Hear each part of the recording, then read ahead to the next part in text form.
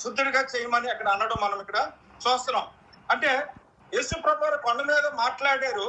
కిందకి రాగానే ఒక అతను ఏమంటున్నాడంటే, నీకు ఇష్టమైతే నన్ను శుద్ధుడిగా చేయమని అంటున్నాడు. అంటే యేసు ప్రభువారు ఏదైతే చెప్పారో అది జరగడానికి అక్కడ ఏంటంటే ఒక అవకాశం అతను అక్కడ చేయకపోతే ఆ వ్యక్తి విషయంలో ఆ డిసప్పాయింట్ చేసినట్టు. రెండోది ఏంటంటే ఆ మాటలన్నీ కూడా ఏమైనట్టంటే పక్కన పెట్టేసినట్టు. అంతే కదండి, అంతే కదా.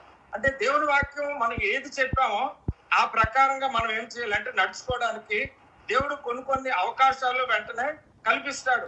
అంటే యేసు ప్రభువారు దేవుని కుమారుడు అయ్యిండి కూడా ఆయన చెప్పినటువంటి మాటలు మరి ఆ సూక్తులు అది ఎంతగానో ఆదర్శంగా ఉన్నప్పటికీ కూడా వెంటనే ఆ వ్యక్తి కుష్ఠరోగగ్రస్తులు నీకు ఇష్టమైతే అంటున్నాడు.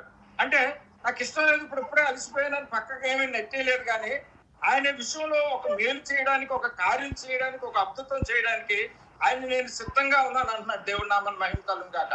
అంటే ఏదైనా సరే మనం ఏది మాట్లాడుతున్నామో ఆ ప్రకారంగా మనం నడుచుకుంటామని అక్కడ చూస్తే, అందుకని మొట్టమొదటి వచనంలో చూస్తే ఆయన కొండ మీద నుండి దిగుతుండగా కొంతమంది జన సమూహములు, అంటే కొండ మీద ఉన్న వాళ్ళు ఏం చేస్తున్నారంటే యేసు ప్రభుతోనే దిగుతున్నారు. అంటే కొండ మీద యేసు ప్రభు వారు ఒకటి మాట్లాడారు, కిందకు వచ్చిన తర్వాత ఒకరాగా నడుచుకుంటున్నారని. అంటే ప్రతి విశ్వాసికి లేకపోతే సేవకుడికి కూడా ఇలాంటి పరిణామాలు ఎదురవుతుంటాయి. కాబట్టి ఆత్మ విషయంలో, ఆధ్యాత్మిక విషయంలో మనం ఏం మాట్లాడామో, లేకపోతే ఏ రీతిగా దేవుని వాక్యం చెప్పామో, ఏ రీతిగా మనం అనుసరిస్తున్నామో వాటికి ఏమవుతుంది అంటే వెంటనే పరీక్ష అన్నది వస్తుంది కదండి. పరీక్ష వచ్చినప్పుడు ఆ పరీక్షలో మనం ఏం చేయాలంటే ఎదుర్కోవాల్సినటువంటి పరిస్థితి.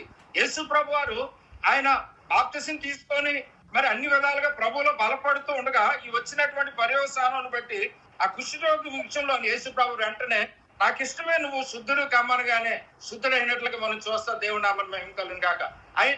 అంతేకాకుండా ఇంకా చూస్తే నాలుగో వచనంలో కూడా చూస్తే ఇంకేమంటున్నట్టుగా మనం చూస్తా ఉంటే, యేసు ఎవరితోనూ ఏమీ చెప్పవద్దు సుమి, కానీ నీవు వెళ్ళి వారికి సాక్షాత్తముగా నీ దేహమును యాజకునికి కనపరుచుకోమని అంటున్నట్లుగా కూడా మనం చూస్తాం. అంటే యేసు ప్రభు వారు ధర్మశాస్త్రాన్ని కొట్టివేయబడడానికి రాలేదు, కానీ ధర్మశాస్త్రాన్ని కూడా నెరవేర్చడానికి వచ్చినట్లుగా మనం అక్కడ చూస్తాం. అందుకనే అదే వచనంగా మనం చూస్తే ఆ కొండ మీద మాట్లాడినటువంటి మాటలలోనే 5వ అధ్యాయం 17వ వచనంలో